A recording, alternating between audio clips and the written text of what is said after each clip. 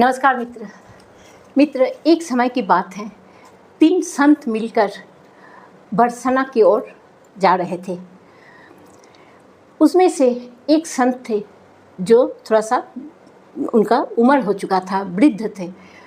वो कहने लगे कि अब मैं जमुना के किनारे अपना आसन बिछाकर यहीं पर रहूँगा। तुम दोनों जवान हो, तुम लोग आगे बरसना की ओर जाओ। ये सुनकर वो दोनों साधु जो युवा थे वो दोनों बरसाना की ओर चलने लगा।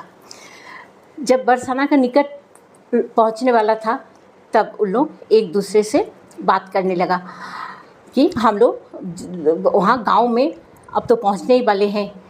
एक तरह से हम लोग सब राधा रानी का मेहमान हुए, इसलिए हम लोग राधा रानी के मंदिर के सामने हम लोग भिक्षा नहीं मांगेंगे। जो प्रसादी हम लोगों को मिलेगा वही हम लोग खा लेंगे, और कोई भोजन करवा देगा तो वो हम लोग कर लेंगे, अन्यथा किसी से हम लोग मांगेंगे नहीं। दोनों साधुओं ने मजाक में ये बात कह दिया। दोनों ने मंदिर पहुंचकर राधा रानी का दर्शन किया, मंदिर में आरती देखे और उत्सव का बहुत आनंद भी लिए। दोनों ने सोचा कि राधा रानी का मेहमान हम लोग हैं, इसलिए भिक्षा तो हम लोगों को मांगना नहीं है, बिना भोजन किए ही हम लोग यहीं पर सो जाएंगे। उन लोगों को कोई प्रसादी दिए भी नहीं, कोई खाने के लिए पूछे भी नहीं। तब उन लोग दोनों वहीं मंदिर का परिसर में ही सो गए। रात में जब मध्य रात हो गया तब अचानक जो उस मंदिर के पुजारी थे उसने उनका सपने में आया कि अरे राधा रानी खुद सपना दिए कि पुजारी जी हमारे पास 2 मेहमान आए हुए हैं, आप उन लोगों को भोजन नहीं करवाए, आप उन लोगों को भूखे सो जाने दिए।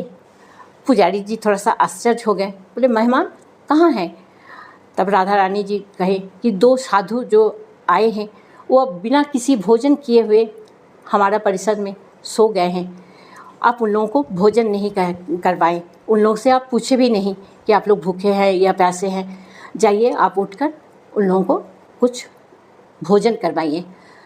ये सुनते ही पुजारी जी का नींद खुल गया। पुजारी जी उठे और मंदिर परिसर में देखने लगे तो देखे कि हाँ 2 साधु वहाँ पर सोए हुए थे।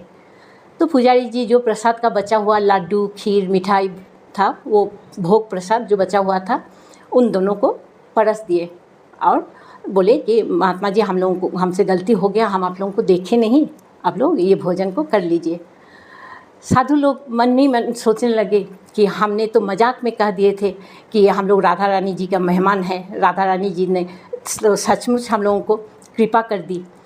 भरपेट भोजन करके फिर दोनों साधु राधा रानी जी का नाम लेकर सो गए। तभी दोनों साधुओं को एक सपना आया।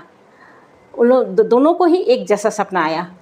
सपने में राधा रानी जी उन लोग से पूछ रहे हैं आप लोगों को खाना खाकर आप लोग तृप्त हुए हैं क्या? तो इन लोग बोले कि हाँ माता हम लोग बहुत तृप्त हुए। तब राधा रानी जी मुस्कुराते हुए कहने लगे पुजारी जी आप दोनों को तो प्रसाद खिलाए, लेकिन एक चीज़ आप लोगों को देने में भूल गए हैं। तो साधु लोग सपने में ही बोल रहे नहीं, पुजारी जी तो हम लोगों को सब कुछ दिया, हम लोग पेट भर कर खाना भी खाए, पानी भी पिए, उसके बाद सोए। तो राधा रानी जी बोले नहीं, आप लोगों को पान खिलाने भूल गए। तो दोनों हड़बड़ा के दोनों का नींद खुल गया। उठ के देख रहे हैं दोनों को बगल में एक एक पान का बीड़ा रखा हुआ है।